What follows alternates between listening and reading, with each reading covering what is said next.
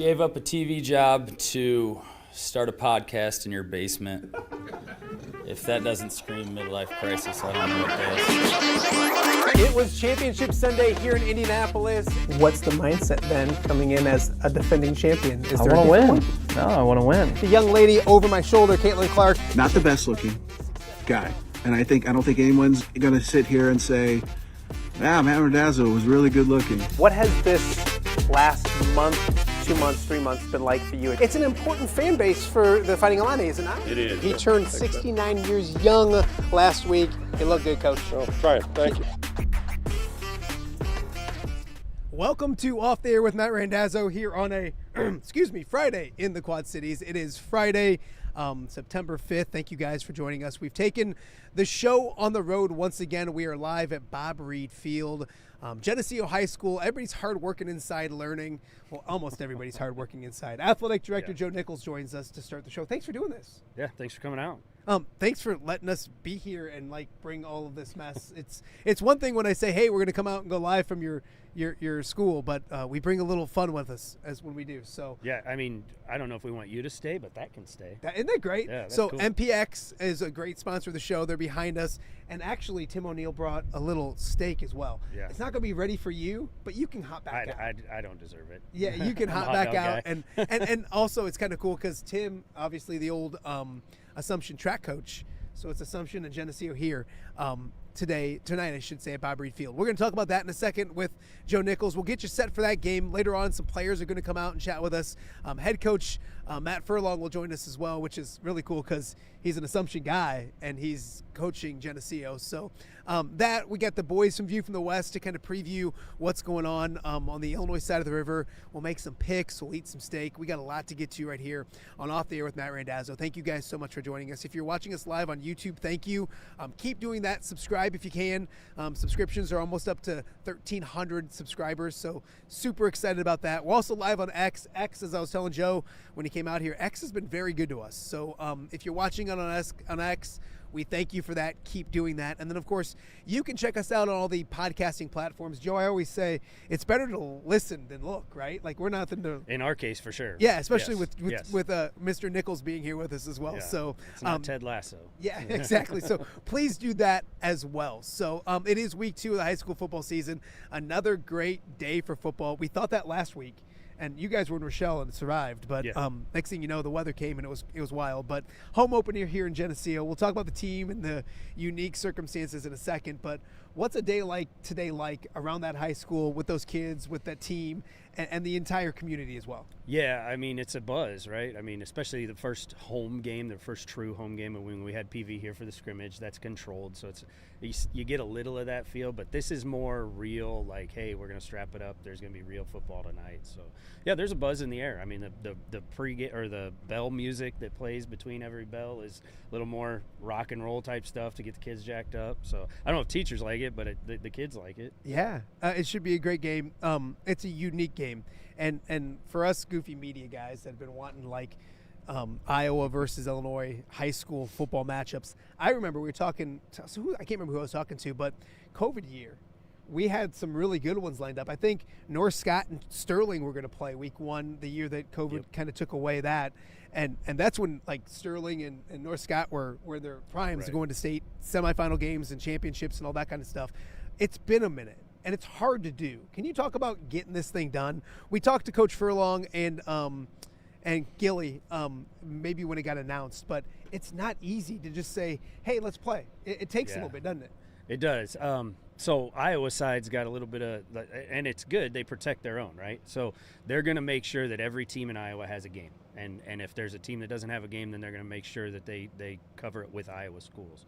So what you have to do is you have to appeal to the Iowa, it's their IHSA, I don't know what it is, but then you have to wait, which is the scary part for us in Illinois, because we're finding games and those teams that you might want to play kind of start going away. So it was like April before we got the go ahead, and usually we're trying to get those games scheduled November, December, so we're not only one left in April is Loyola, and nobody went. And UT found out what that's Yeah, like. that's So not a- you know, we try to get There's those a reason why they're available. right. Yeah.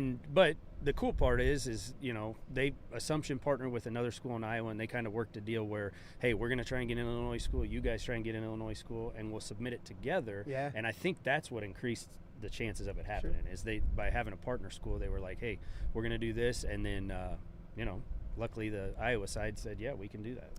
Can this happen more? Can this, like, no, I'm an idiot, but you know that. Join the club. But I just think you look at what basketball does, and the day of, I mean, it's far fetched to do like a Friday night 2 games, Saturday 4 games kind of Right. shootout thing, isn't it? That's kind of hard to do.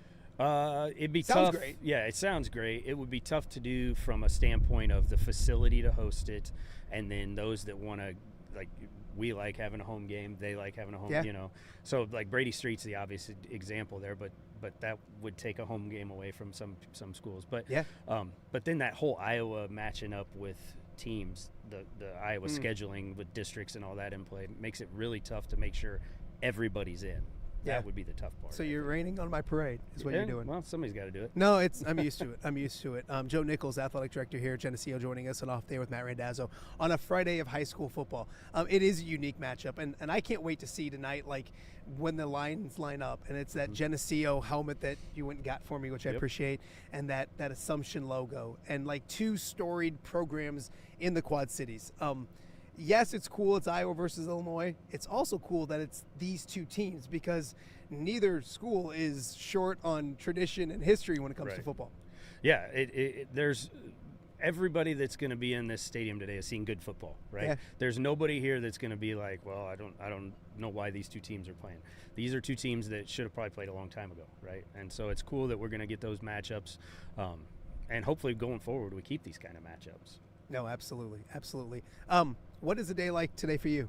Besides hanging out with me, it's got to be a Nothing. little I'm going to busy. get a nap in a I little was going later. to say you got to and, just lie to people and tell them that you're really, really busy, and you're supposed to keep looking at your watch. That's what people usually do. I don't wear a watch for Yeah, that reason because but I don't just think like- I'd stop looking at it. But But I mean, feel like there's something always going on right now on a day sure. like today. Yeah. Well, yeah. There's always the prep for the game. There's stuff to be done. We try to take care of the workers. So there's like after I'm done here, I'm gonna go make sure there's water on ice and drinks in the press box and get all the food ready. But really, it is kind of like that uncomfortable anticipation. Yeah, Like you're kind of once 3 o'clock rolls around, that's when it really starts going, and you're excited, and things are good. And there's a checklist of things to do. You know, during the day I got to do my real job, unfortunately, which is contracts. This and is just boring the stuff maybe like that. a little calm before the storm, and it'll get crazy here tonight. Kind of talk about that. Obviously, the stadium looks fantastic. The upgrades over the years have been awesome. What do you expect tonight? Because you know Assumption's gonna bring a great community as well, and then you guys, the community here is fantastic. It should be an awesome night for football. What are you expecting crowd-wise and that kind of thing? We anticipate a good-sized crowd. I mean, it's a close venue for the visitors, so that always brings a good crowd. It's a school that's going to travel well usually anyway. So I would place bets that this place will be full. Yeah. I bet you could get away with just about anything on State Street downtown because everybody will be here. But don't do that, by the way. But, we're not encouraging. the Geneseo's finest will be out patrolling still, so don't worry Yes. about that. But there'll be several here too. So. Yeah, absolutely. Your head coach has a tie to Assumption. How neat is that? And was that part of like the thought process as well? If you're going to pick a team from that side, it kind of made sense that Coach Furlong has a tie to that school. Yeah, I think it helps. I mean, there's obvious ties where he's an alum there.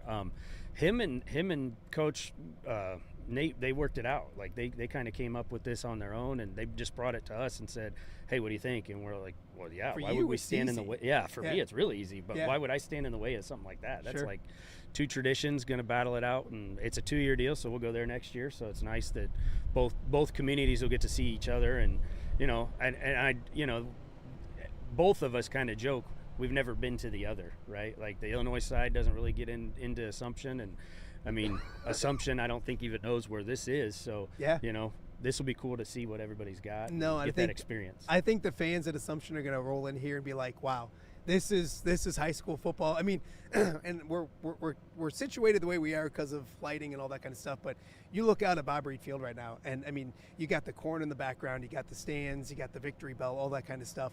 I mean, this is high school football, isn't it? Sure, yeah. I mean, you've been here for when we open up and they run out of the tunnel and the fireworks are going off and there's a 80-foot tall fire truck with a flag. I mean, this is why high school football can't be beat. I mean, we were talking about NFL earlier and NCAA stuff, but there's nothing better than a Friday night. No one will be spitting on each other before tonight's game, unlike last night's game, which we'll talk about a little bit as well. I want to talk to you about your head coach because you had such a great legacy here.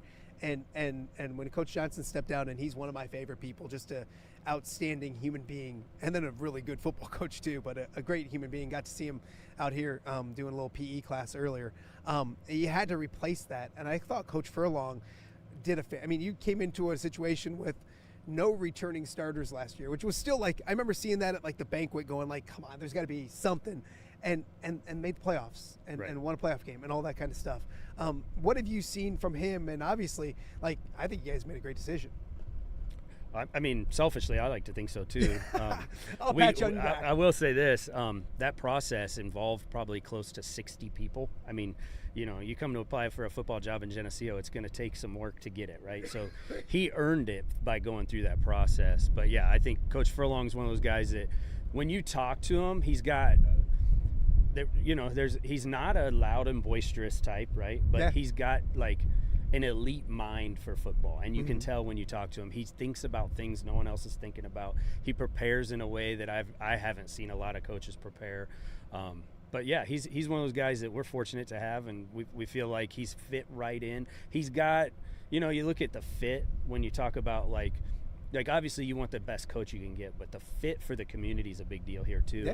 And his personality and his roots come from that same kind of Geneseo feel, I guess. So that was a huge thing for us too. The biggest thing he did since he's been in Geneseo is he lightened up the dress code at the banquet last year. And the story's great, and I we'll think talk Coach to him about it when he Johnson comes did in that too. But he's like, you know what? I think he stopped at Walmart and like bought like some clothes, and then we realized we don't need to dress up. I don't know. God bless him. I don't know, but it was a lot of fun.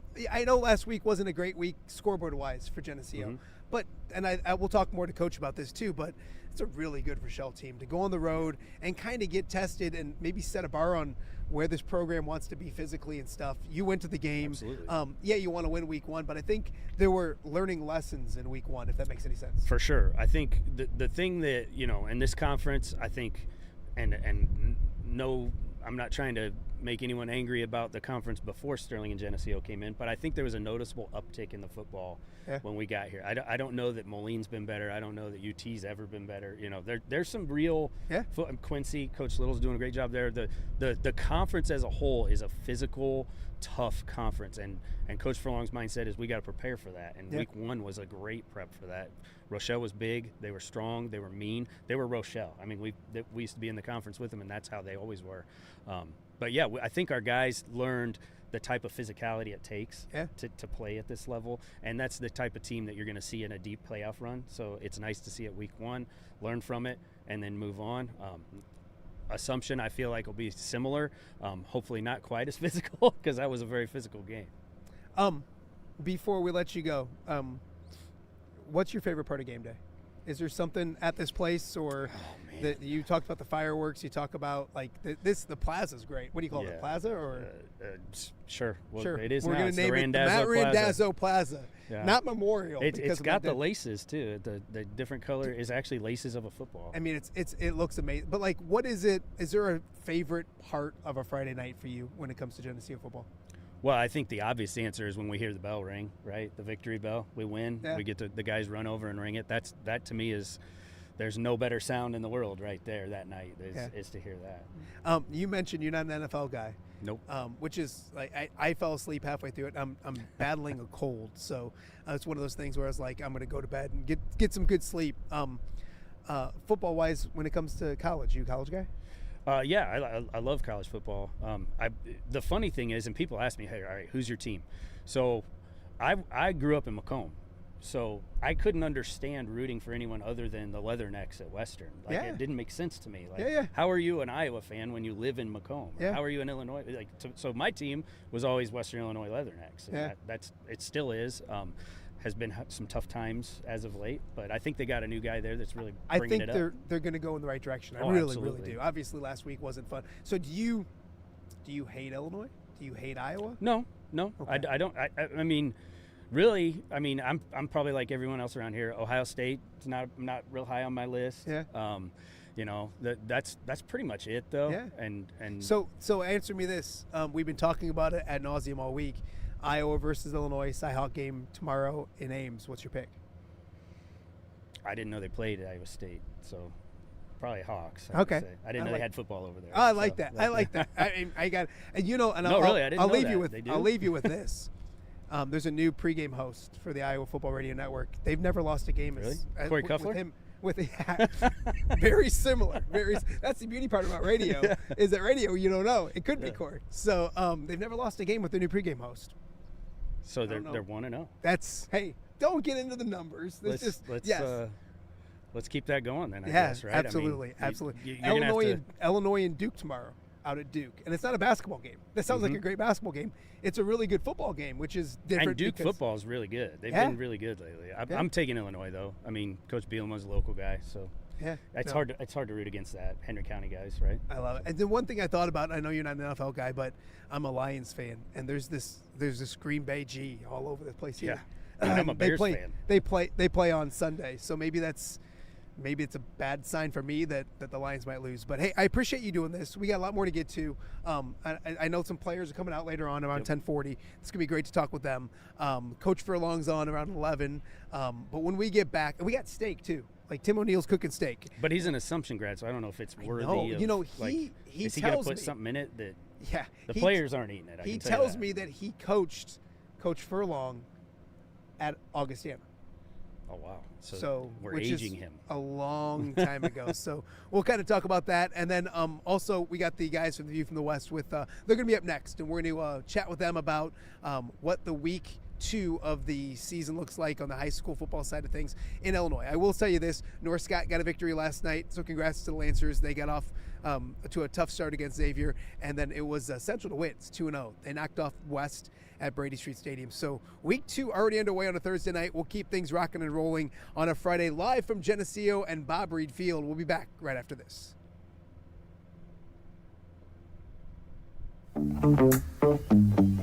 All right, be honest. Are you craving Hungry Hobo again?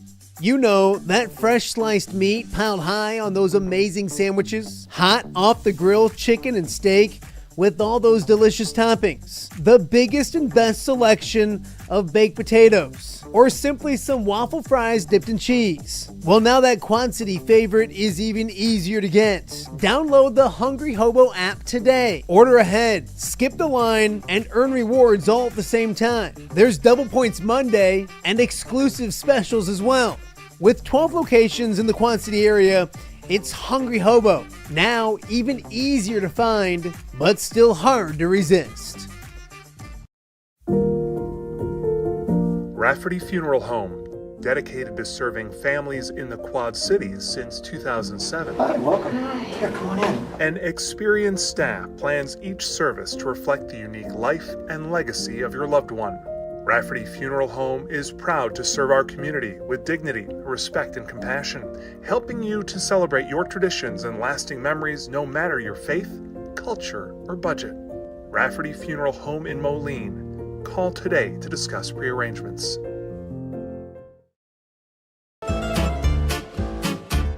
When it comes to quality, convenient pizza, Godfather's Pizza in Silvis has you covered. Featuring a beautiful dine-in area, delivery, and a carry-out window. Godfather's Pizza is that pizza you grew up with, not a convenience store. You see, at Godfather's Pizza, the dough is made fresh daily. That mozzarella cheese is shredded fresh and never frozen, and those toppings are abundantly piled high each and every time. Locally owned and operated since 2010, Godfather's is a huge supporter of local athletes right here in the Quad Cities. So come on by and check them out at 1211 Avenue of the Cities in Silvis. Order online at godfathers.com and reunite with that same delicious pizza you grew up with. Welcome back to Bob Reade Field out here in Geneseo, home of the Maple Leafs. Week 2 of the high school football season is officially here. Super excited about a great night of high school football. A great one here in Geneseo. It's Geneseo and Assumption in a rare Iowa versus Illinois showdown. So many great ties. Head coach Matt Furlong will join us here in a little bit when it comes to the Maple Leafs. He's a former Assumption grad as well, so a great matchup here at Bob Reade Field. We mentioned at the start of the show, week 2 already off to a good start. It was Central DeWitt improving to 2-0 in the season last night at Brady Street Stadium as they knocked off Davenport West, and it was North Scott getting a Thursday night victory up in Cedar Rapids against Cedar Rapids, Washington. So congratulations to Tony Stewart picking up his first victory as a head coach of the Lancers. So things are already rolling, and we figured we got to get things set up. And when it comes to high school football, no two guys know more about what they're doing than our good friends from View from the West. It's a Friday during high school football season, so we're joined by the boys from the View from the West. Is it Greg and Mitch or Mitch and Greg? How have you guys figured that out? I would say it depends on what you're referencing. So if you're talking about like Friday nights and the scoreboards and the graphics, then it's definitely Mitch and Greg because he leads the show. Now, if you're talking like long-term history, I kind of approached Mitch about the original idea. So then in that case, it would be Greg and Mitch. But I think it's an equal timeshare, right, Mitch? Yeah, I think the boys from View from the West is good. Covers all bases. In a second, the good-looking, amazing, in a smart, second, I'm talented. not going to call you anything. There's too many rules. There's too many. I'm just going to. I'll call you what. No, I'm kidding. Hey, I want to start in the Western Big Six with both of you guys. We all know our friend Brian Stocking, and I haven't talked to him about the Western Big Six. But when you look at a conference that went 2-6 last week, I'm assuming he's doom and gloom and must-win games and all that kind of stuff. Are we worried about the Western Big Six after week 1? I'll start with you, Mitch. I don't know that I'm worried that much on the Western Big Six in terms of the teams themselves. What I worry about is if these teams go into week 3 sitting at 0-2, that is a big, big hurdle to climb the rest of the year. If you're needing to win 5 of your next 7 games all in the Western Big Six, that's an incredibly high mountain to climb. So if some of these teams that lost last week, and I do think there are winnable games on the schedule here in week 2 for those teams, but boy, if they come out on Friday and end up at 0-2, it just gets that much harder to get to that 5th playoff spot. Greg, or 5th playoff win and a playoff spot. Greg, you were at one of those teams that won, United Township on Saturday, and they looked good. And I hear everything I've heard that LaSalle Peru quarterback is worth the price of admission. He's young, but he's really good.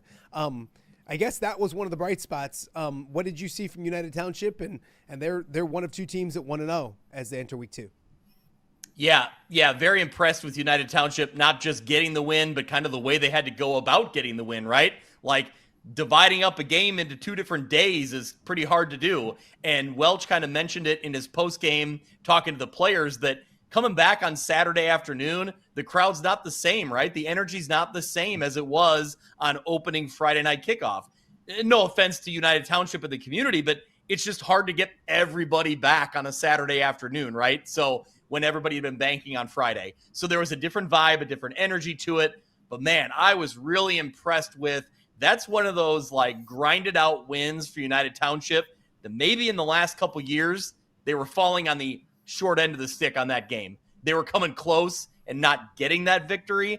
In this one, man, they fought through it. They came up with some huge plays defensively when they needed to. They came up with big stops in the end zone at one point to intercept a pass in the end zone. They came up with a big 2-point conversion shutdown to keep LaSalle Peru from tying up the game with, I think, under a minute left to go. So I think I'm just really impressed with That's that varsity level experience and the talent showing through for a well-coached United Township team. They're building something special, and it showed in week 1 against, like you said, a very talented quarterback that I think someday we'll be saying he's in Division I football, and we saw him play at UT. Yeah, and the thing with that is United Township, I feel like the last couple of years they needed to learn how to win. And I think they did. Like we talked last year, and I think Coach Welch will admit, what was there, 3 or 4 games that were decided by like 6 total points or like something crazy like that. They're on the right side of that, and those games are going to happen. I mean, there's really quality opponents throughout the state, and so learning how to get over the hump and being on the right side of that close game was a big thing. I'll jump on alum real fast because I was there, and I've gotten some pushback during the week, fellas, because like, well, it was a team that had like 20 players and all that kind of stuff. It was a big pick, and I know I jumped on the Instant Reacts pod and yelled and screamed because I was all happy and stuff. It was fun, but it was a big picture. How dare you be happy? How dare you? Well, it was a big picture victory, is what it was for Alum. Yes, it was. They were back, and it wasn't. That's not a very good football team they played. But to go out and do that and have the 4 former coaches there that had won 229 games and 5 state title appearances, it was a good vibe around a team that. Yes, I mean, we remember when Riverdale came back after not playing, and they went 0-9. I mean, it's hard to take 2 years off and then hit the ground running and win a bunch of games. I don't think anybody expects like a playoff berth from Alleman this year, but it was a really cool experience for Alleman. They're back at home this week against Dwight. We'll talk about that in a second, but hats off to Alleman for being back off the canvas. It's a long season, but getting that victory as well. Moving into week 2, Mitch, in the Western Big Six, what game pops out to you as like, I got to watch that one or follow that one on a Friday night? I think it goes back to what I said in the beginning, is you don't want to be 0-2 staring at the rest of the Western Big Six coming in the rest of the season. So I look right at the Moline hosting Sycamore game. Sycamore is a great program. They're 1-0. They're coming in off a victory over DeKalb. So can Moline bounce back from a gritty game against a Rockwood Summit team that they fell just short, and they had the ball at the end of the game, just couldn't get that final score. But again, how do you look against another good program with your back against the wall at 0-1? So my eyes go right to Browning Field and Moline. Absolutely. It was a long trip for Moline, a tough loss for them, a close one against a good team. See if they can bounce back. Greg, what piques your interest as we get ready for week 2 tonight? For week 2 in the Western Big Six, I think I look at Quincy. They fall short against what sounds like a pretty talented Boonville team. I mean, I heard a lot of talk from the Muddy River sports guys, and, they made the joke from Rick Little, but I think it's very real that there's a reason that Boonville, Missouri wanted to come to Quincy on the road for a 1-year contract. They weren't scared of that game, right? They knew they had talent. This Boonville team, I think, is going to prove in the long run to be a good team. We'll never see them again. We'll never follow up with it, but I think they're going to be a pretty good team. So now I look a week ahead to this Alton team, and last year they were 2-7. So this is a game that is going to be on the road for Quincy. To Mitch's point, you got to get the job done here, right? Now, it's not the end-all, be-all. It's still only week 2. The whole conference slate is ahead of you. But I think for Quincy, trying to fight for that playoff berth, fight for 5, 6, 7 wins, I think this game's pretty important for Quincy and Alton. You guys left me the juiciest game, and that's the game that we're at on Friday as people are watching this live in Geneseo, because it's Assumption and Geneseo. Talk about 2 awesome programs and kind of the same thing that Mitch was talking about. You got 2 teams that need to get victories. It's a different weird world of districts that they play on the Iowa side of the river. I'll explain it to you guys sometime. But it's different. And Assumption, big up front. They like their trenches. They lost last week at Solon in a weird game with the weather and all that kind of stuff. And Geneseo goes on the road against a really good Rochelle team and comes up with a loss. So both teams looking to get back on track here in the Quad Cities. And then big picture it. I'm a big picture guy tonight. But it's Assumption versus Geneseo, 2 storied programs in our area that have won a lot of football games. Geneseo's won state championships, all those kind of things. So a really cool game, and a game, obviously, our show is at. When you're watching this, we're recording this. I know it's weird. But we're at the game right now, which is a lot of fun. Greg? Yeah, well, I think there's an instant connection with Coach Furlong from Geneseo, is an Assumption grad. Grew up in Davenport, went to Assumption. His dad has coaching ties to Assumption and Ambrose. So all of that coming together is really cool that, Coach Furlong was able to get this all kind of set up along with Coach Gilbreth from Assumption. It's a cool, we want more of these, right? Mitch and I talk about it every year. That was my every question. week. We want more. Do you want more? Mitch, do you want more of these? Do you want to see these Cross River games? Whether it's Cross River or just whether like next week we'll see that talented Rochelle team you just spoke about play Lena Winslow. Like I'm all for games that we don't see very often.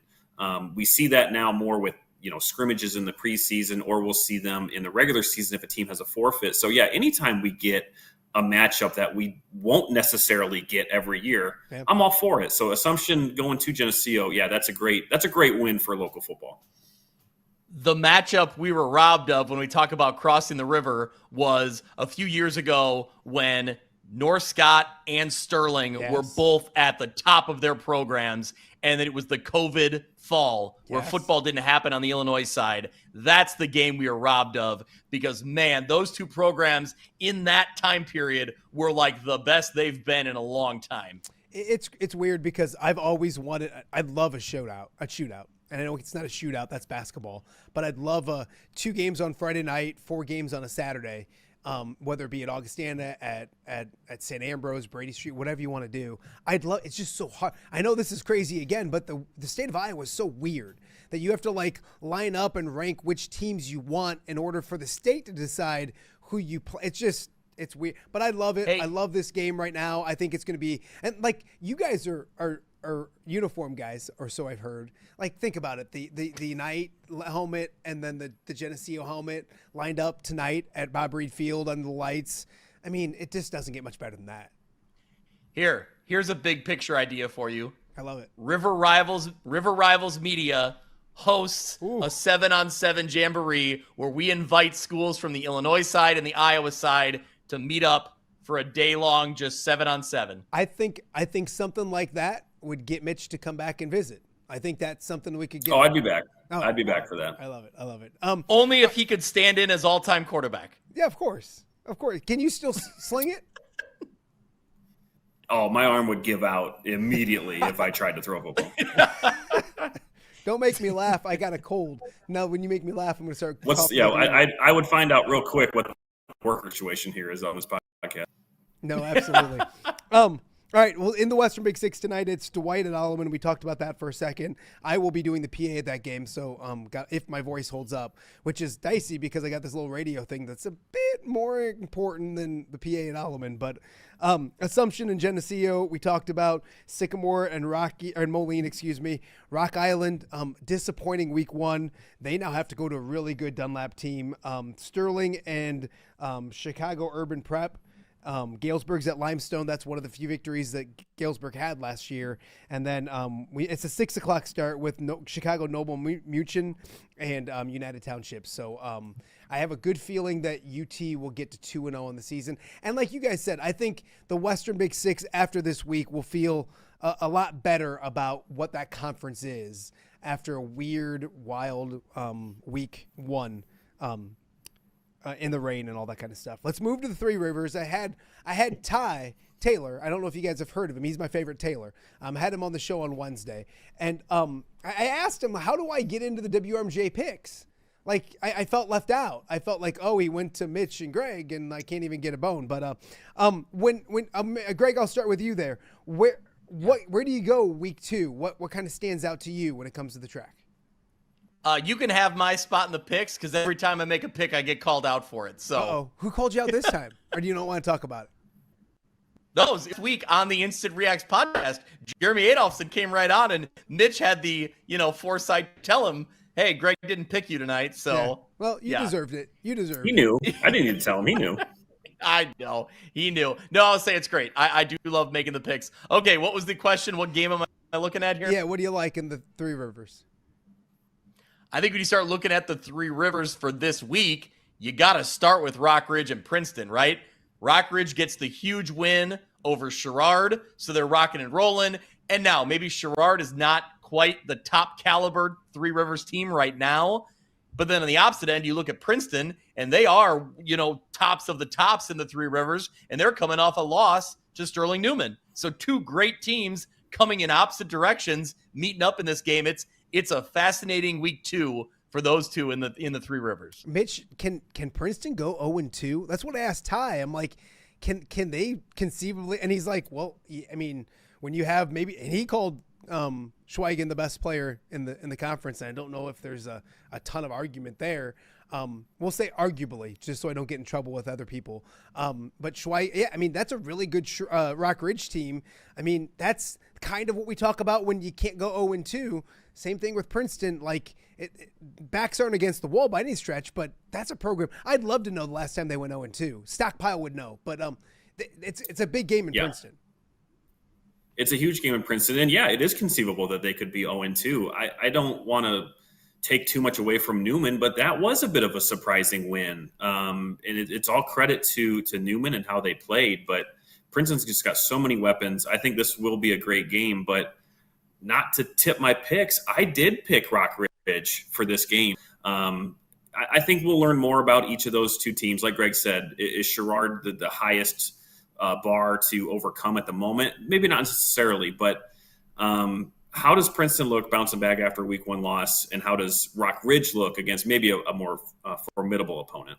Guys, Orion and Monmouth Roseville couldn't be two more different football teams. Like, they could not be. They're polar opposites. Something's got to give. I think it's a fantastic matchup and an intriguing matchup down in Monmouth, Greg. Yeah, that's what we talked about on our show this week. I think you look at just the dynamics of each offense, and it's just fascinating. I think when you start looking at this across the board, you got to love what Orion does on offense, right? I mean, they chip filler and kale filler, and being able to distribute weapon to these offensive wide receivers and, running back personnel that they do a great job of distributing, scoring points. I think on the opposite side, Monmouth Roseville, it's no surprise. They're big, they're physical, and they have more depth than a lot of the teams in the Three Rivers. And they showed that against Mercer County. Mercer County, like Orion, has a lot of offensive talent. And Monmouth Roseville negated that. I think in this one, it's a challenge for Orion. How do you over the strength of Monmouth Roseville? No, absolutely. Mitch, when you look at that game, it is intriguing, and it's one of those things where we were excited about that Mercer County and Monmouth Roseville game, and it was a blowout. I mean, I think I might be more. That might be the most impressive result from that conference, maybe besides Newman winning by 2 touchdowns against Princeton. Very impressed with Jeremy Adolphson, and despite what Greg says about him and keeps picking against him, I was very, very impressed last week. Yeah, they picked off Mercer County 4 times in the first half. It was all 4 of Merco's passing attempts in that first half. And like Greg said, Nick Houston just had a tremendous game on both sides of the ball. So, Orion has talent. Owen Voorhees is their top target, very fast kid, filler's top there. So that Monmouth Roseville defense is going to have their hands full again. But, yeah, how do you stop a team like Monmouth Roseville? Going back to last year, how they looked, and certainly going back into week 1, I believe they'll be favored not only in this game, but really in their division this year. They've looked great. Greg, who was more impressive week 1 with their victory, Riverdale or Erie Prophetstown? A shutout victory for Riverdale, or Erie Prophetstown, who had to wait a little bit before they played again, and they beat a good Kewanee team. Yeah. Did you ask Ty Taylor the same question? I did. And now I'm trying to remember his answer, because I think I agree. I think I would say Erie Prophetstown. Yeah. Because I think I thought that if things went the way we expect, Riverdale should get that win. It's impressive. It's a 20-0 shutout.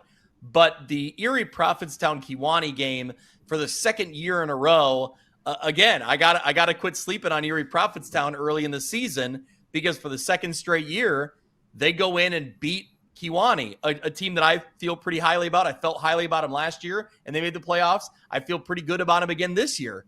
And so to get the job done the way they did it, 29-6, that's a really impressive week 1 showing.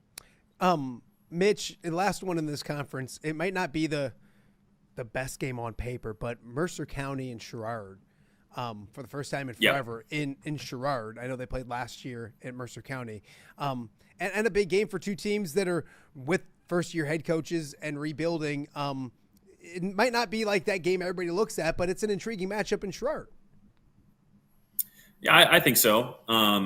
We talked about Mercer County's struggles there in that week 1 game, and they're learning a new offensive identity with a new head coach. So you're bound to have some, roadblocks along the way. So can they get it right?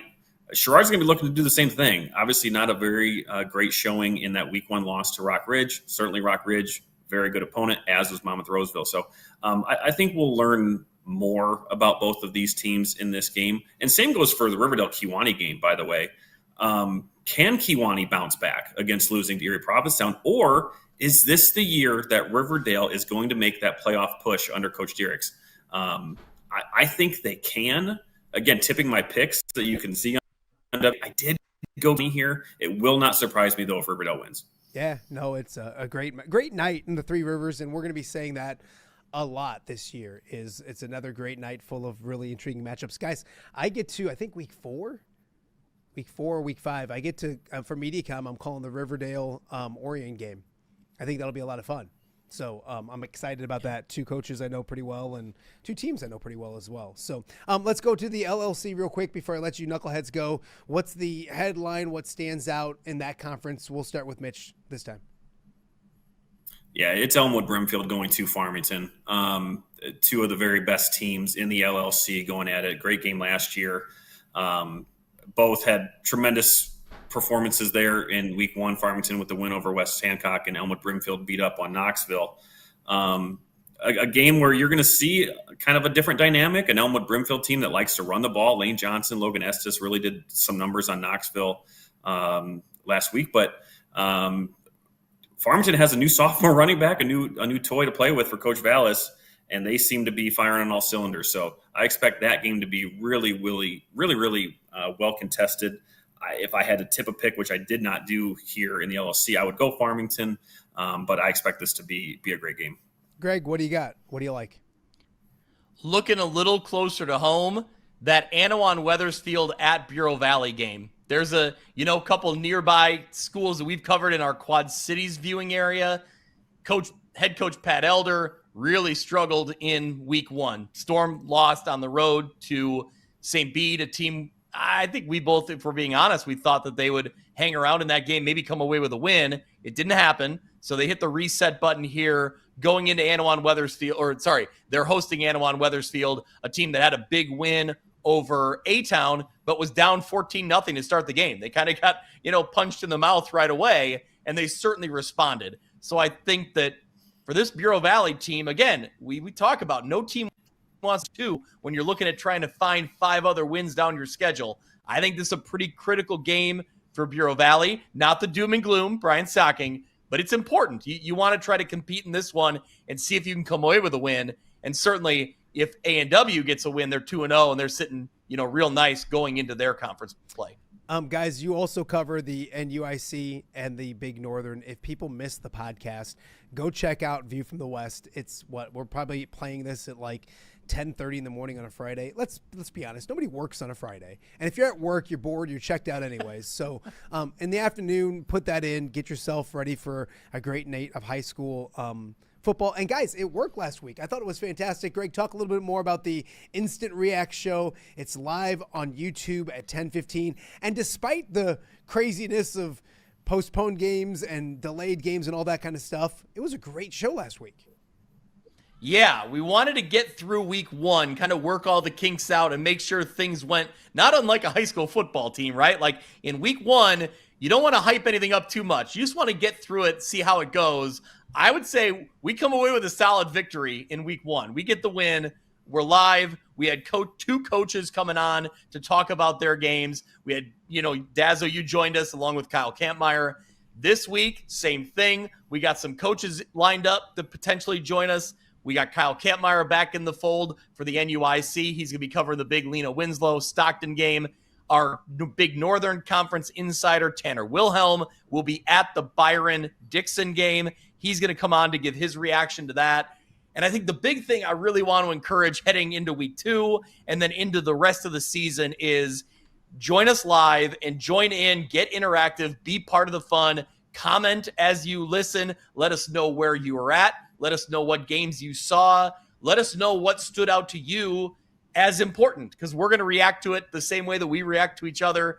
And also, if coaches, athletic directors, fans, parents, anybody, if you have video, tag us on X, send us an email, get us the video clips. We can run those highlights on our live stream at 10:15 tomorrow night, every Friday night. I'm really excited. I want to make this as interactive and as just, visually, appealing as possible, right? Yeah.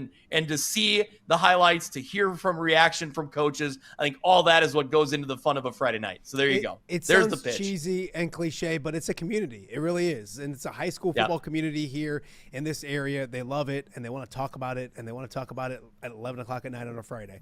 They don't want to have to wait or listen and all that kind of stuff. So do that. Follow View from the West. Go to the YouTube page right now. Subscribe if you haven't already. Check them out on Twitter as well. View from West Pod is the Twitter account as well. And then I'll also put the link out on my social media as well. And fellas, enjoy your Friday night, and we'll see you back here at 10:15.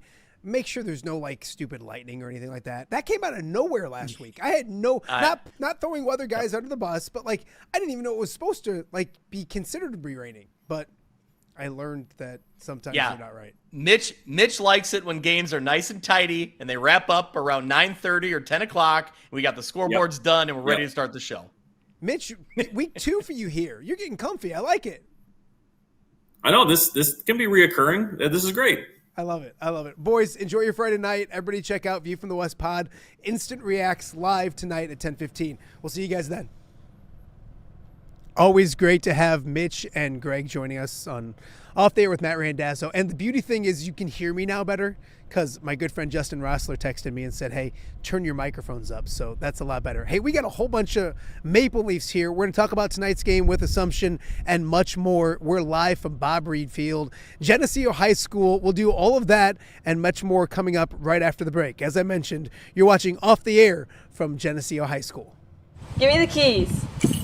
Learning to drive can be stressful for both the student and, yes, the parent as well.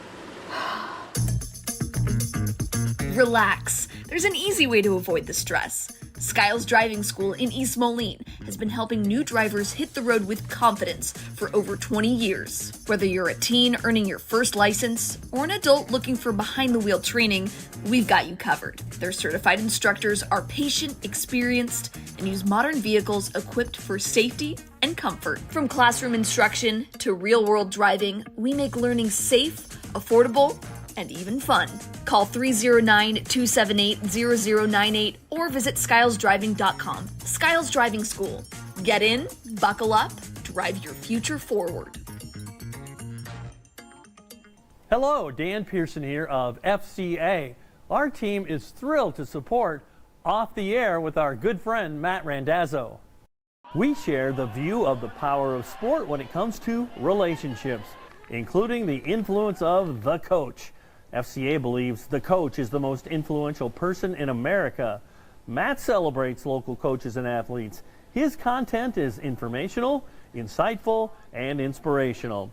Our Fellowship of Christian Athlete team loves partnering with Off the Air with Matt Randazzo while we engage, equip, and empower coaches and athletes in our 23 counties. FCA, the heart and soul in sports. View from the West, the podcast covering Illinois high school football. It's going to be a hard-hitting game. It's going to be great football. Weekly analysis and reaction from around the western side of the state of Illinois. This is the game we had circled when the year started. Follow along on YouTube and subscribe wherever you listen to podcasts. It's big-time football out there tonight, and I know we can play big-time football. View from the West. We got you covered.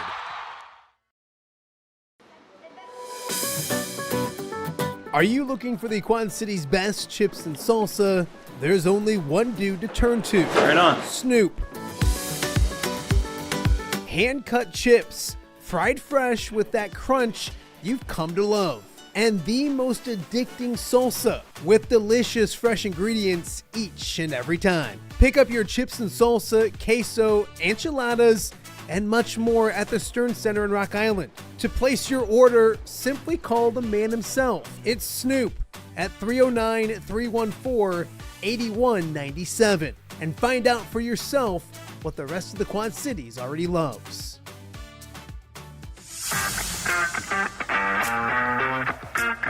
Are you looking to take your next party, tailgate, or golf outing to the next level?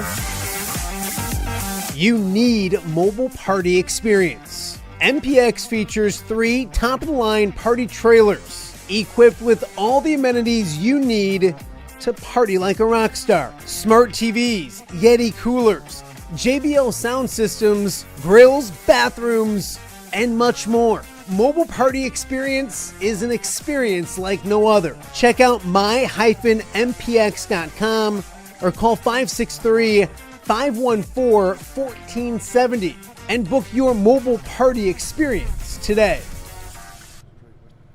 Welcome back to Geneseo High School, Bob Reade Field, off the air with Matt Randazzo, going on the road for a second straight Friday. This Friday we are at Geneseo High School. Last week we were at Pleasant Valley. Always fun to get on the road and get guys out of school. That's my goal in life, is to make sure kids don't have to sit through school on a Friday. Kai Weinzerl joining me right now. And Kai, introduce who you have behind you. We only have one microphone, so you're like the spokesperson. Tell me who you got behind you. This is our starting quarterback, Jackson McAvoy. Our starting center, Freddie Jimenez. And then our starting right tackle, Wyatt Newman. I love it. I love it. What is a day like today like in that building? It's not just a regular Friday, it's the season opener. An awesome team coming out here, school tradition. What's it like inside that building right now? A lot of excitement, a lot of buzz. Everybody's pretty excited for tonight, talking about what they're going to wear and what's going to happen at the game. Yeah. Do you guys have game day traditions or rituals or anything like that when it comes to what you're doing during the day? The tradition is we all just wear our jerseys at school. Yeah. That's pretty much it. Love it. Assumption coming out here. It's a great tradition. It's a great school as well. But you're out here in Geneseo. What do you guys know about Geneseo growing up? About Assumption.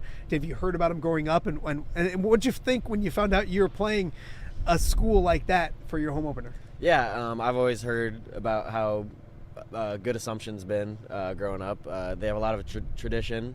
And then, it's just going to – once I saw it on the schedule, I knew that it was going to gain some attraction, and I think it's going to be super fun. It's funny because I think there's a lot of teams that are jealous of you guys right now because they've wanted to do that. And yes, you're in Geneseo, they're in Davenport. It's, a half hour away from each other. But I'm sure you know some of those guys from anything you wrestle. So you probably know some of them wrestling. You guys have all played sports, and it's not like it's a wall across the river. Everybody knows each other. People are jealous that you guys get to do this Iowa-Illinois thing. Do you feel, I don't say privileged, but lucky to get to have a game like this? Yeah, absolutely. It's going to be exciting. What does Coach say? And we're going to talk to him here in a little bit about this game because I don't know if you guys know this. I'm sure. Has he mentioned the fact that he's an Assumption guy? He grew up. He went to school there. Jackson's laughing behind me. What does he say? And if he's saying anything bad, don't get him in trouble. Don't get him in trouble. It's been mentioned, but we're just treating it like a regular game. Nothing's different. Just going to go out there and compete. What did you guys learn about yourselves in week one? We had Joe Nichols on here earlier, and it wasn't what you wanted on the scoreboard, but I think it was a great barometer in where you want to get to. Kind of talk about that, and what did you guys take out of week one in Rochelle? Rochelle's a great team. It was a great test. I think we learned a lot about Rochelle and ourselves. Rochelle came out and played very physical, and I think that's something that we can take away from them and want to implement into our system. We had some good moments and we had some bad moments, so we took a lot away from it and just going to get ready to use it this week and throughout the season. Absolutely. When you look around and you look at this week in practice, what's practice been like? And has it been one of those things where you want to get the ground running? And you hate to say it's week 2, we need to win. But big picture-wise, it starts getting – you don't want to dig too big of a hole. What's practice been like, and what do you guys talk about when you kind of talk about those things? There's been a lot of intensity this week. It's been finishing tackles, finishing blocks, just kind of taking it to the next level, ramping things up. Absolutely. Kai Weinzerl joining me right now and off the air with Matt Randazzo with his bodyguards behind him. You look tough. I like this. We talked about Assumption and what they bring. When you look at this team, what do you guys like about what you did do in Rochelle and in general, coming in, more comfort with Coach Furlong, I think, in year number 2? I think we're all more comfortable in our roles. I think we all understand our assignments, and I think we're starting to play a lot more physical, and I think that's going to keep showing throughout the season. We've talked to Coach Furlong a couple times on the show, and especially to preview Geneseo, and he said, like, you could tell they got more comfortable last year as it went along. Can you kind of explain that, and when did you guys start? Because it's different. I mean, I saw Coach Johnson out teaching PE or whatever, and it's like, man, that guy was there forever. Mm-hmm. So when did you guys, or could you see yourselves getting more comfortable last year when it came to Coach Furlong and what he wanted to do? Yeah, it was obviously a big change getting a new head coach kind of halfway through our senior high school careers. So it took a little bit to get running. Our first scrimmage last year was rough, to say the least, and as we kind of got to weeks 3, 4, 5, I think we all started to kind of get a better understanding of what our goals are and what we are doing individually. When you look at this year, how was the off season? It had to be a lot easier knowing him, knowing what he wanted to do, and maybe personality wise too. I mean, you got to get to know a guy. What's it like now? And I'm sure the comfort on the field and off the field is pretty special too. Yeah, absolutely. This off season was amazing. The energy in the weight room and on the field in the summer was one of the best years I've ever had in the off season. It was awesome. The team was always together, always having a good time, and so it made things a lot easier. We talked about game day rituals. You guys are wearing the jerseys. Anybody here superstitious? Do you have anything game night wise, pregame music wise, pregame meal wise? Is there anything? Are you superstitious at all? Pregame music, I'd like to listen to some rock. I like 80s and 90s and sometimes some early 2000s rock. Now you're talking to the old guy here. Anybody back there? Anything crazy? Come on. No? They're like, leave me alone. Huh?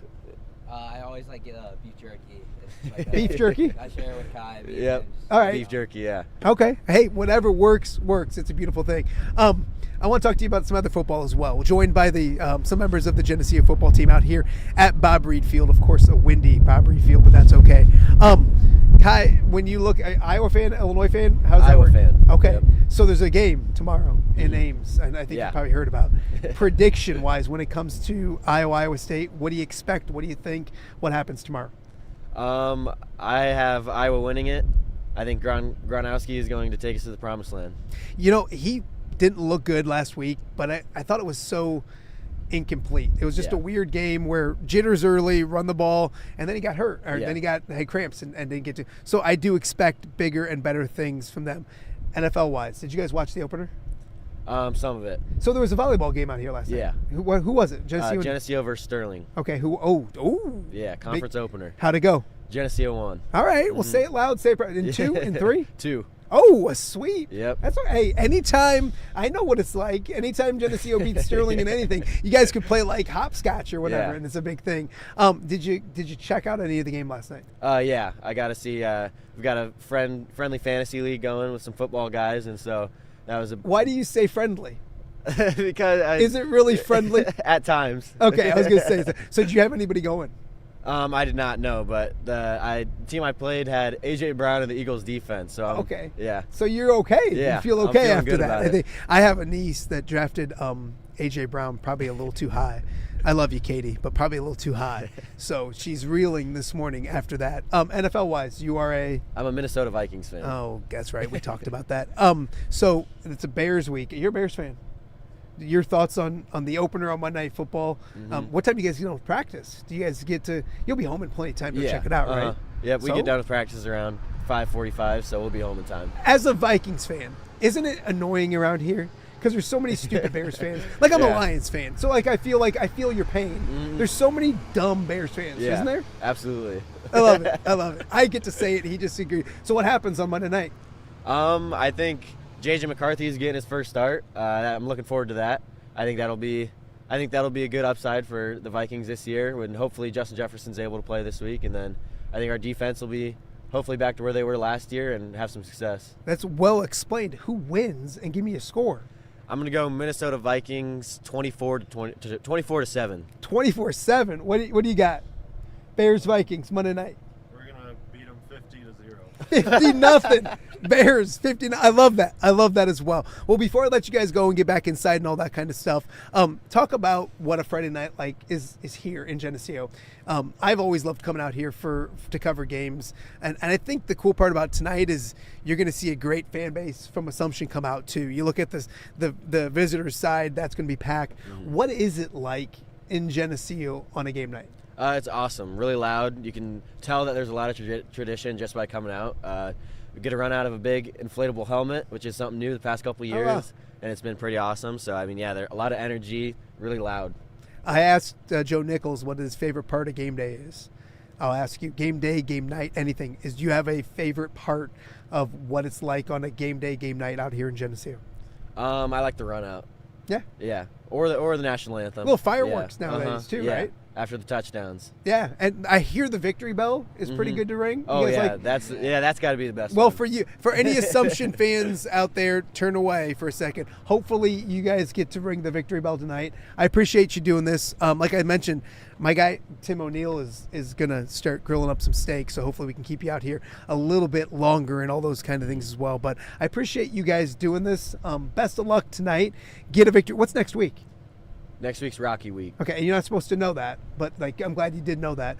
When you look real quick, when you look at the rest of the Western Big Six, it's going to be a dogfight each and every week. I know a lot of people look at 2-6 in the first week. You're ready for some battles coming up, aren't you? Yeah, absolutely. Western Big Six is always tough, and that's why it's so fun to be a part of it. Absolutely, absolutely. Well, I appreciate you guys doing this. We'll try to keep you out here a little bit longer. I know Coach Furlong is supposedly on his way out here as well, so we got a lot more to get to. You're watching Off the Air with Matt Randazzo. We're live in Geneseo. Hopefully, and my voice is going quickly, but hopefully the old voice lasts a little bit longer as we chat about some high school football. We'll be right back on Off the Air with Matt Randazzo. Give me the keys. Learning to drive can be stressful for both the student and, yes, the parent as well. Relax. There's an easy way to avoid the stress. Skiles Driving School in East Moline has been helping new drivers hit the road with confidence for over 20 years. Whether you're a teen earning your first license or an adult looking for behind-the-wheel training, we've got you covered. Their certified instructors are patient, experienced, and use modern vehicles equipped for safety and comfort. From classroom instruction to real-world driving, we make learning safe, affordable, and even fun. Call 309-278-0098 or visit skylesdriving.com. Skiles Driving School. Get in, buckle up, drive your future forward.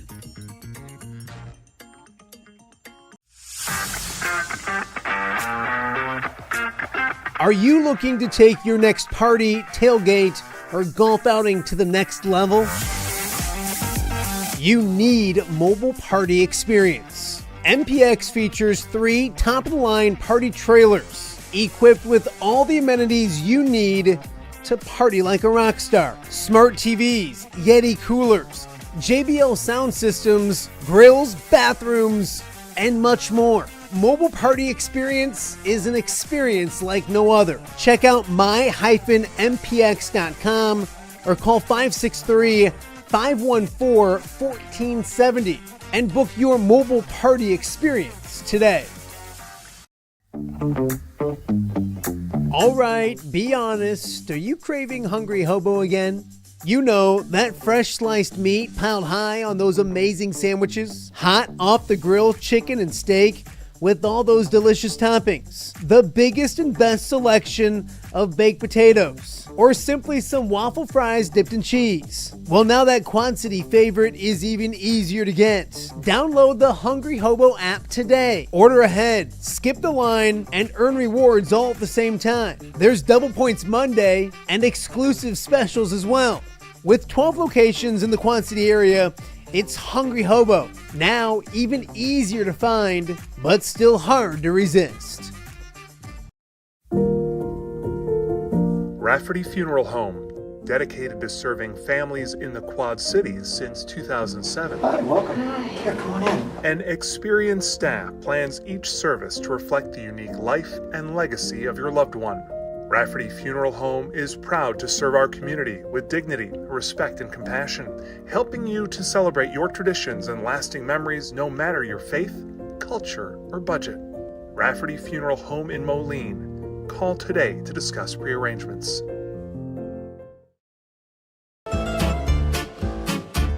When it comes to quality, convenient pizza, Godfather's Pizza in Silvis has you covered.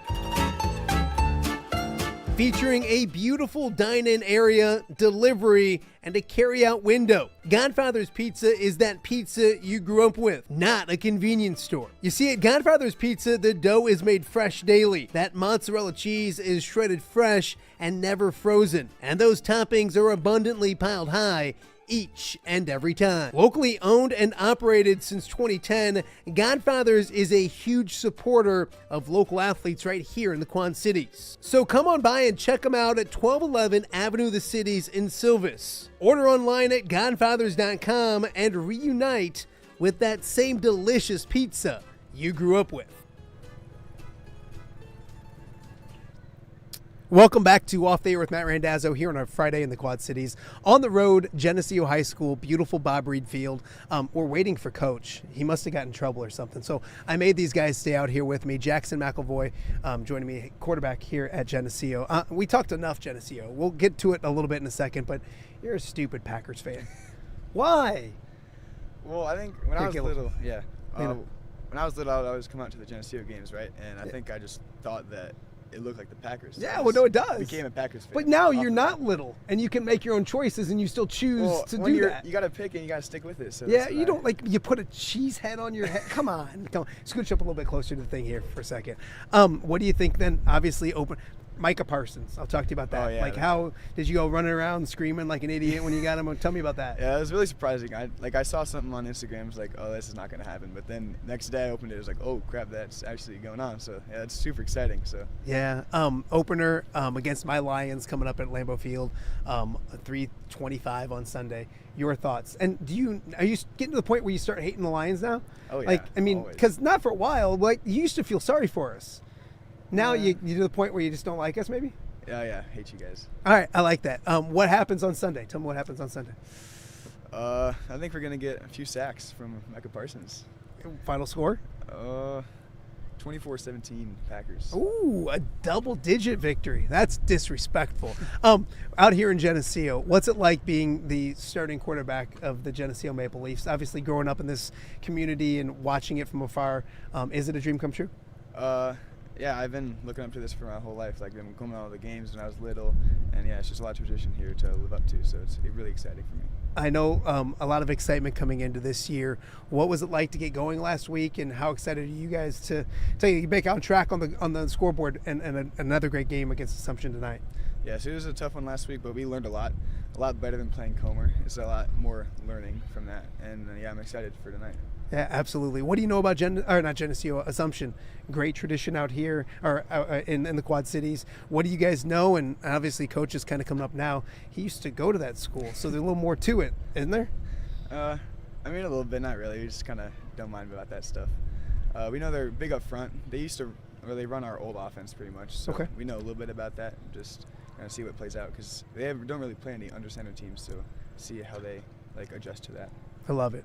We did a great job kind of filling in for Coach as he made his way out here. So we're going to take another quick break, and then we're going to be back with Geneseo head coach Matt Furlong as we continue to talk high school football here on a Friday. So much to get to, and we'll go to a break with a Geneseo legend. Dan Pearson will take us to break with a little FCA information, and we'll be back right here on Off the Air with Matt Randazzo. Hello, Dan Pearson here of FCA. Our team is thrilled to support Off the Air with our good friend Matt Randazzo. We share the view of the power of sport when it comes to relationships, including the influence of the coach. FCA believes the coach is the most influential person in America. Matt celebrates local coaches and athletes. His content is informational, insightful, and inspirational.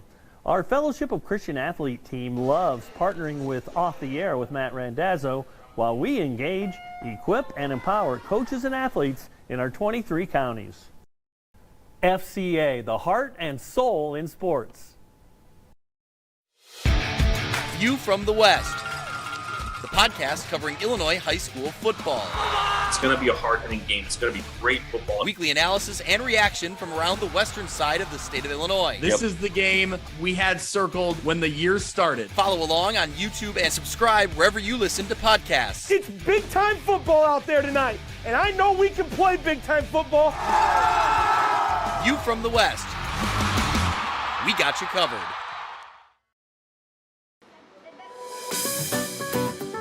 Are you looking for the Quad City's best chips and salsa? There's only one dude to turn to. Right on. Snoop. Hand-cut chips, fried fresh with that crunch you've come to love. And the most addicting salsa with delicious fresh ingredients each and every time. Pick up your chips and salsa, queso, enchiladas, and much more at the Stern Center in Rock Island. To place your order, simply call the man himself. It's Snoop at 309-314-8197 and find out for yourself what the rest of the Quad Cities already loves. Are you looking to take your next party, tailgate, or golf outing to the next level? You need Mobile Party Experience. MPX features 3 top-of-the-line party trailers equipped with all the amenities you need to party like a rock star. Smart TVs, Yeti coolers, JBL sound systems, grills, bathrooms, and much more. Mobile Party Experience is an experience like no other. Check out my-mpx.com or call 563-514-1470 and book your Mobile Party Experience today. Welcome back to Off the Air with Matt Randazzo here on a Friday in the Quad Cities. Out here at Bob Reade Field in Geneseo. Big game tonight between Geneseo and Assumption. Joining me now, the head coach of the Maple Leafs, Matt Furlong. Finally, you've been on the show several times. I love that. Then you got sick for the banquet. Yeah. So I had to come out to you to get you live in person. Yeah. But it works. It works. Thank you for doing this. I appreciate it. A little interesting game for you. Obviously an Assumption guy, head coach at Geneseo. What's this week like? What's this game like for you? Is it just another game, or how are you trying to approach it, I guess is the easy thing to say? Yeah, I mean, the preparation piece is pretty similar. Yeah, it's getting ready for, a good opponent who we got to find a way to beat. So throughout the week, there hasn't been a whole lot of thought about the Assumption connection, a lot of that going on. But certainly today it's starting to sink in a little bit, and I'm sure tonight, once we're out there and see them on the field and see some familiar faces across the field and hear some familiar names getting called out over the PA, that there'll definitely be some of that there. I know we've talked about this, but it wasn't easy to put together. Joe Nichols kind of talking about it at the beginning of the show. It was kind of you and Gilly kind of getting together and say, hey, let's try to do this. It's awesome that it's done, and it wasn't easy to put together. Yeah, no. Was it you? Did you just sit there one day going, I want to play Assumption? Was it Gilly? Whose thought process was it that had the first idea to do it? So it was something I talked about with Mike Morrissey and Moline at one point, about not being able to play the other side of the river with how close they are, and how that used to be some rivalries back in the day, with the Metro League. So it was something kind of coming down here, I had already been thinking about a little bit. And then we had talked and knew the reality of it was tough because you got to get opponents to match up. So you got to get those 2 schools from the Iowa side to kind of cancel out their schedule with their districting. So we had talked about it, and Nate was open to it, with us matching up with the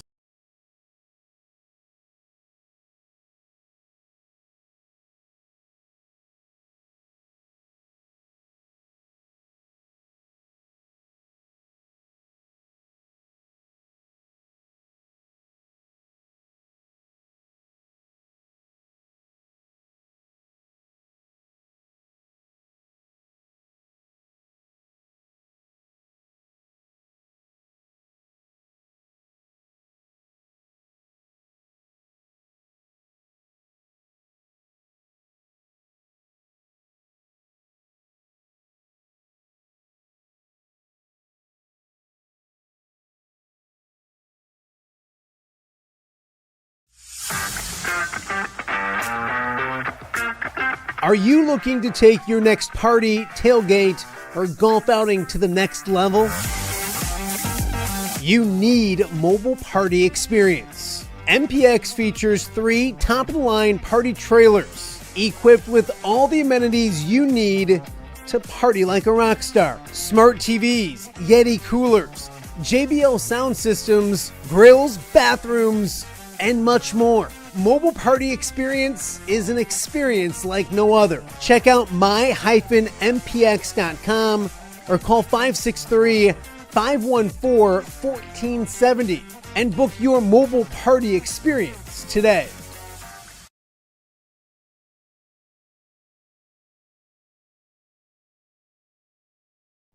Hello, Dan Pearson here of FCA. Our team is thrilled to support Off the Air with our good friend Matt Randazzo. We share the view of the power of sport when it comes to relationships, including the influence of the coach. FCA believes the coach is the most influential person in America. Matt celebrates local coaches and athletes. His content is informational, insightful, and inspirational. Our Fellowship of Christian Athlete team loves partnering with Off the Air with Matt Randazzo while we engage, equip, and empower coaches and athletes in our 23 counties. FCA, the heart and soul in sports. View from the West, the podcast covering Illinois high school football. It's going to be a hard-hitting game. It's going to be great football. Weekly analysis and reaction from around the western side of the state of Illinois. This is the game we had circled when the year started. Follow along on YouTube and subscribe wherever you listen to podcasts. It's big-time football out there tonight, and I know we can play big-time football. View from the West. We got you covered. We are back on Off the Air with Matt Randazzo. Technology almost got me, Coach. It almost got me, but we got it figured out pretty quick. We're talking about the matchup that we have here with Assumption tonight. Kind of maybe recapping a little bit. What's it like? We kind of talked about what it's like for you. These kids, they got to get rocking and rolling. You want to get back in the right on track in the right way. What do you know about Assumption? This year's Assumption. What do you expect tonight? Yeah, they're a talented team. They had a difficult matchup week 1 with Solon, much like we did with Rochelle.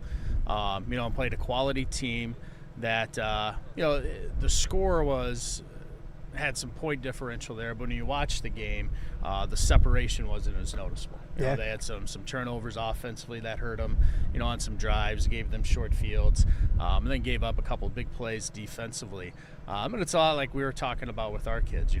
I think a lot of this matchup is two teams coming off tough losses that they know they didn't play their best in. Yeah. And a lot of it tonight's going to be about who can, correct some of those mistakes from week 1, show that big kind of week 1 to week 2, hopefully improvement, and really play a clean and consistent game. When you watch them, they're a talented group up front. They've got some size, and run what they do well. It's not necessarily a complicated scheme, but it's similar like what we saw with Rochelle. They're good at what they do. Yeah. No, absolutely. Matt Furlong joining me right now and Off the Air with Matt Randazzo. You hit the ground running last year. You had to. And I talked to the guys about when it started clicking for them with you. And it was, a slow start. I think it was Kai that was like, our scrimmage last year was like, yikes. And they started to figure it out. And they talked about the offseason this year. We've done that with you. Talk about that comfort level, because you can tell it's there with your guys, yourself, not just the X's and O's, which is important, but I think just the chemistry of knowing who you are. Yeah. Yeah, a big part of that year 1 was obviously the offense, the defense, and special teams, but it was really building those relationships, kind of setting the standards and expectations for what we wanted within the program moving forward, and kind of what those were going to be. And there were certainly some growing pains with it. But by the end of the year, I really felt like we were seeing a lot of growth in those areas. Yeah.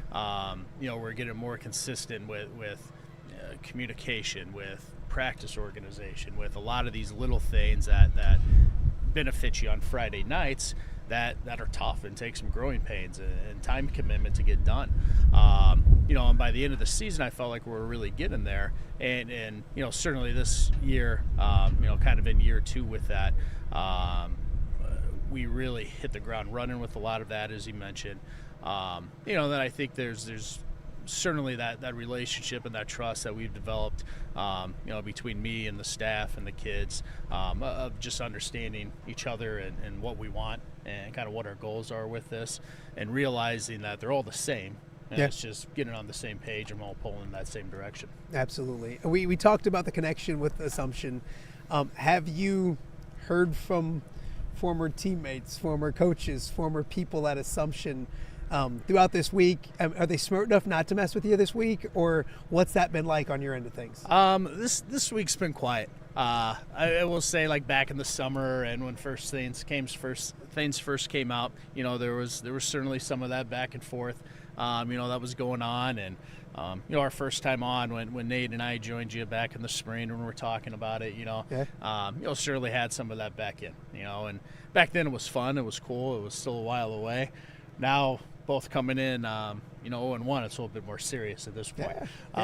So there's definitely some of that, and I'm sure I'll probably get something later today from some people. But can you talk about what Assumption football's meant to you? I mean, obviously you played there, you grew up wanting to play there. Coach King, all those guys, probably influential in some of the things that you like. Like, kind of talk about that, because you come from that program, and I'm sure they mean a lot to you still to this day. Yeah. Back then in the late 90s. Yikes, Coach. We're not getting any younger. I got the grays here. You got the grays in the beard. Coach Kazmarek was the head coach, and he's still helping on the staff right now. Coach Kane was our defensive coordinator. And there's still some carryover between, some other people on the staff and people who have been there afterwards. And, just thinking back to those days, it was really just, I think developing a love for the game of football. I think that was something they certainly developed in me, certainly developed in a lot of kids who went through that program. Sure. I think just the mentality of what good football looks like too. It kind of started laying the cornerstone with that. As far as discipline and toughness and that mentality of, we may not be the biggest team or the strongest team or the fastest team, but in spite of that, there's ways to win, and that was something I carried with me at Augie. I went to Cary Grove. It was the same thing, where we had a lot of those battles where we may not have won the eye test before the game, but found ways to win the game. So a lot of that stuff that I think, foundationally I got from them and that program are certainly things that have stuck with me, and I'm trying to get that worked in here at Geneseo as well. Absolutely. Well, we've had a lot of Geneseo. I've gotten some text messages from some Assumption people saying, so Tim O'Neill is actually an Assumption guy, longtime track coach at Assumption, and he's our MPX. He's grilling. I don't know if you smell that, but I wish you all could smell it. So I'm going to let Coach go get some steak. I guess Tim brought steak. I don't think your guys are still hanging out with plates wanting it. So we're going to talk with Tim O'Neill a little bit about Assumption and kind of wrap this thing up. I appreciate you, my friend. Thank you. Thanks so much for everything. Coach Furlong joining us. We are on the road, Geneseo High School, off the air with Matt Randazzo. We'll be right back right after this.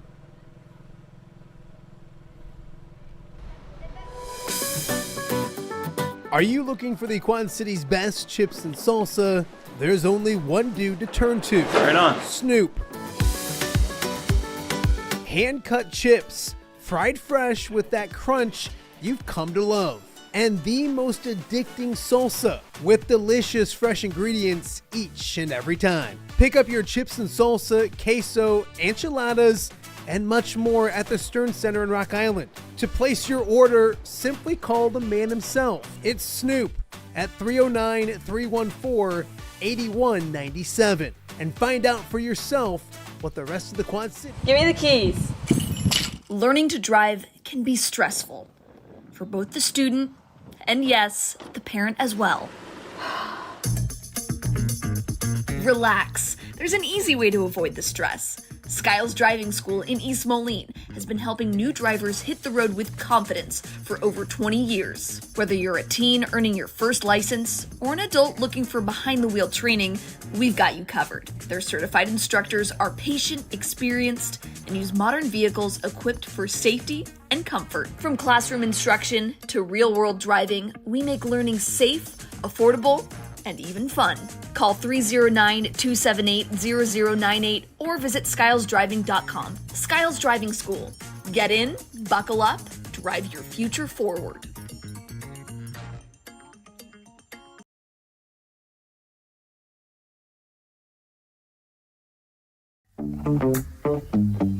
All right, be honest. Are you craving Hungry Hobo again?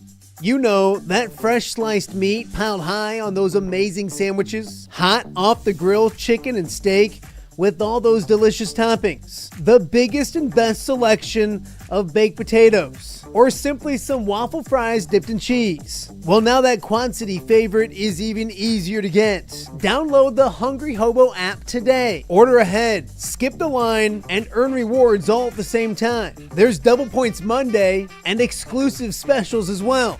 With 12 locations in the Quad City area, it's Hungry Hobo. Now even easier to find, but still hard to resist. Rafferty Funeral Home, dedicated to serving families in the Quad Cities since 2007. Hi, welcome. Here, come on in. An experienced staff plans each service to reflect the unique life and legacy of your loved one. Rafferty Funeral Home is proud to serve our community with dignity, respect, and compassion, helping you to celebrate your traditions and lasting memories no matter your faith, culture, or budget. Rafferty Funeral Home in Moline. Call today to discuss prearrangements.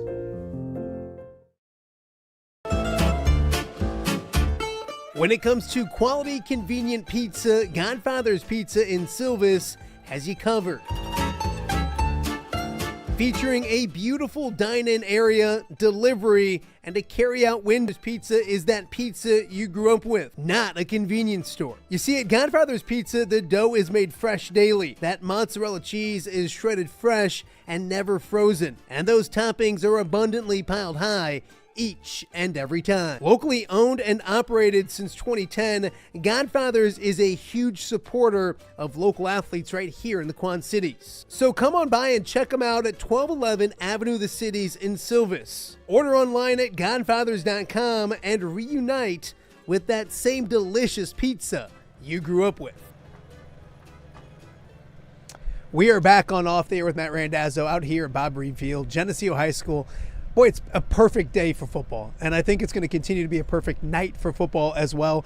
I thought that last week, and I was wrong, but I think everybody should have a great night here, out here in Geneseo. What a matchup. The Maple Leafs and the Knights doing battle here. Of course, we've had Joe Nichols out here, the athletic director. We just got done with Matt Furlong. Despite a little glitch in some audio, we got that figured out. The tech staff here is amazing. That's me. But no, I'm just kidding. And then obviously we had the guys from View from the West. Did you give all the steak to them? You didn't bring me any? It's sitting over there in the grill for you. Okay. Well, I could eat it. So Tim O'Neill joins me right now on Off the Air with Matt Randazzo. Obviously owner of MPX, but an Assumption guy, I hear. So I've gotten a few text messages like, why is it all Geneseo? So now we got some Assumption tie. What is this like for you? Your boy just got done playing last year at Assumption. Yeah. What's it been like when you see this matchup, a Geneseo versus an Assumption? It's got to be cool. I loved it because, like my college roommate played here at Geneseo back in the 90s. So it was nice. Actually, I just saw him last weekend. So I was like, hey, man, Assumption's actually playing Geneseo this year. So we talked. A little bit of laughing going on with that one, but no, it's cool. It's when you have two programs like this that have had the success that they've had historically throughout the years, it's amazing to think that there's zero history of them playing against each other. Yeah. So it's kind of neat to see that and have these young men have that opportunity. I can talk to you. It's going to be cool to see that visual of the Geneseo helmet line up with the Assumption helmet. I think it's cool. catching up with Matt Furlong. Yeah. Do you coach him a little bit? Yeah. And it's funny because when you get a Geneseo guy and Assumption guy together that has ties, it's like, hey, this person, that person, you coach that guy. I did for one year at Augustana. My first year back here, I was the head track coach at Assumption, but my first football assignment was his dad actually got me the job. John Furlong got me. I was the defensive line coach at Augustana, so he was a defensive back for us. We had a great team that year. Went to the national playoffs, second round, got beat by Mount Union, who ended up winning a national title that year. So 2001. So I was good going to times. say 01. Yeah, I remember I think I was at Ambrose, no one across the river. I think what you guys were doing and all that kind of stuff as well. Tim O'Neill joining me right now and off the air with Matt Randazzo. The boys are being fed. They are. Some steak, Yeah. which and Coach Furlong brought up. Is it smart for an Assumption guy to be giving our kids some food? You're on the up and up here, aren't you? Yeah, I guess we'll see. I gotta butter them up so they take it easy on my boys tonight. So.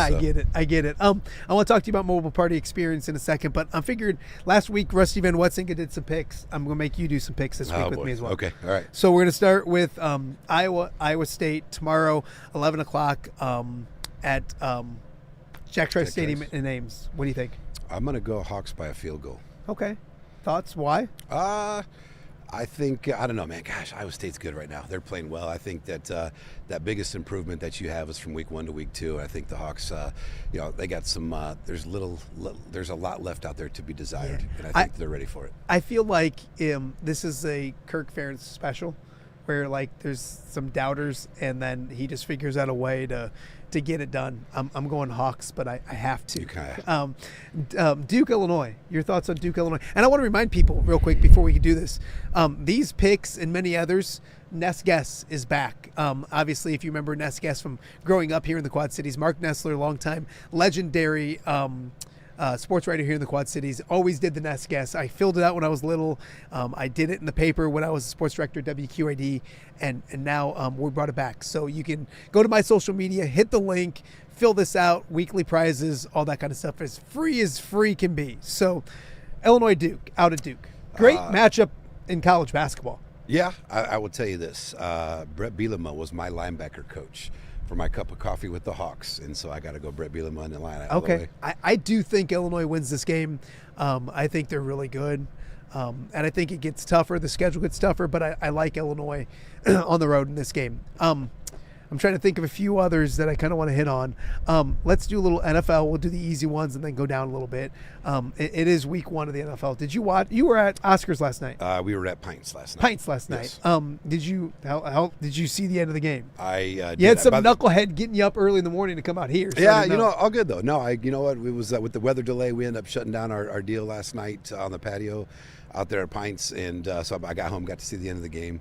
I've been an Eagles fan for quite some time. I just appreciate how they operate, how they do some things. So I wasn't upset at the outcome. No, and speaking of Eagles, Julian Vandervelde, former Eagle, former Hawkeye, will be with me tomorrow on the Hawkeye Tailgate Show up at Big Grove Brewery in Iowa City. Go back to, we're going to get to football, NFL in a second. One more college one. Okay. Michigan at Oklahoma. And it's really not a great week of college football. Like Iowa State is awesome, and Duke, Illinois is a nice matchup. Other than that, like, we had so much week 1. Michigan and Oklahoma, good matchup is the other big matchup. Your thoughts? I'm going to say OU on this one. Okay. Norman, Oklahoma, tough place. Yeah, I think Oklahoma as well. Freshman quarterback, all that kind of stuff. NFL wise, we're out here in Geneseo. You see these stupid Packer logos everywhere. I'm a Lions guy. Lions, Packers, Lambeau Field. Your thoughts? I'll be there. I'll be in person. I'm excited about that. Wow. And it'll be a fun weekend for me. I'm going to go Lions. I love you. God bless my you. brother-in-law is a diehard Packers fan. I just feel like I'm sure there'll be some side action there. I just feel like I just need to do something to root against him. Yeah, so. And I like the fact that the Lions, everybody's talking about Micah Parsons and how good he is. He is. The best defensive player in football, in my opinion, was Aiden Hutchinson last year until he got hurt. He's back healthy. I can't wait to see him come back. Lions healthy again. I'm not going against the Lions. I'm going to pick the Lions. Monday Night Football, Bears and Vikings in Soldier Field. Caleb Williams versus J.J. McCarthy. J.J. McCarthy's first start. Caleb Williams' first start under Benedict Johnson is what I call him because he's a traitor. Your thoughts? Oh gosh, I just have to say the Bears. I'm probably betting with my heart more than anything. I grew up a Bears fan, and just knowing that the emotional roller coaster that I listened to via text message from my dad. throughout the entire game.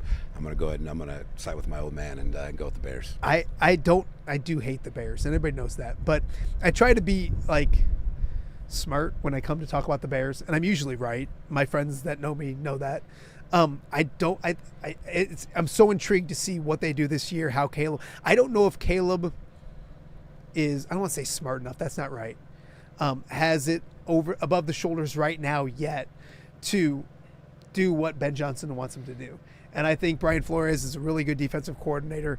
The Lions dominated the Vikings last year, but I think Jared Goff sees things better right now than Caleb Williams. I'm going to go Vikings on Monday night as well. So how busy are you this weekend? You all over the place? Yeah, we're heading out to the Des Moines area here as soon as we're done wrapping up. Got some stuff going there tonight, get back in town, and we're back at Pines for the Iowa State game tomorrow. Got one of them up in Dubuque as well, and we're all over the place. All right, so plug the MPX. This is awesome. It's great the guys come out, and they're just like, wow. I mean, Joe Nichols came out here, is like, well, this is awesome. He didn't want me here, but he wants you to stay.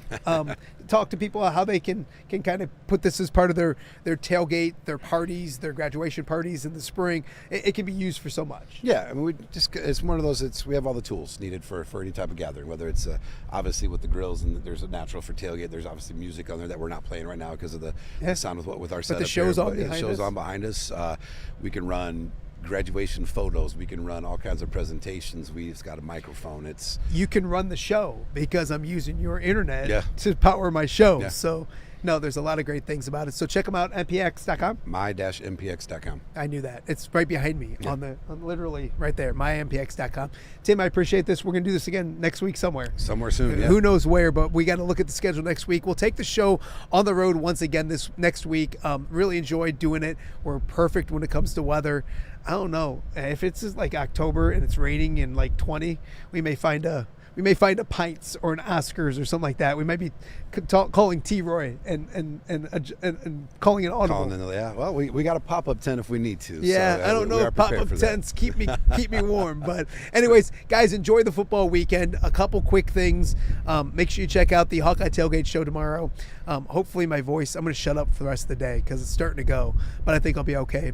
Honored to get to do that. Tomorrow's guest on that show, Pat Anger, was his anger analysis. My good friend Julian Vandervelde, the guy that said he hates the entity that is Iowa State as a freshman at Iowa. He's going to join us. The field hockey coach will join us from Big Grove Brewery as well. We got a great one-on-one with Zach Lutmer, the safety for the Hawkeyes.